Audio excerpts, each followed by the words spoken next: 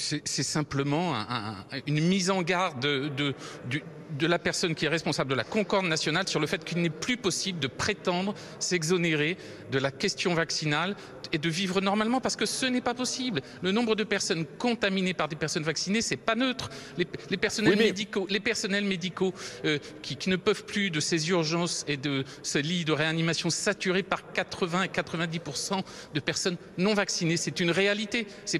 Voilà. Et tout ça, vous devez le prendre en compte. Vous devez aussi l'analyser avant de vous arrêter un seul mot sur une interview de 6 pages. Non, mais on s'interroge, monsieur le député, parce que la semaine dernière, Olivier Véran, le ministre de la Santé, disait qu'il voulait faire de la pédagogie, aller chercher, convaincre les indifférents. C'est ce qu'il disait lui-même.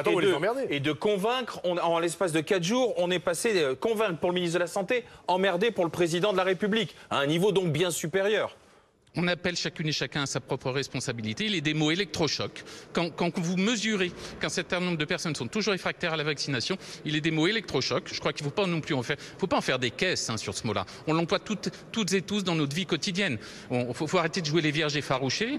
Et il faut simplement qu'on s'inscrive dans une logique de pédagogie. C'est ce qu'on fait les uns et les autres dans nos circonscriptions, dans nos conversations. Vous évoquiez tout à l'heure les dissensions familiales, amicales et autres. On le fait toutes et tous dès lors où nous sommes convaincus. Et c'est là-dedans qu'il faut s'inscrire.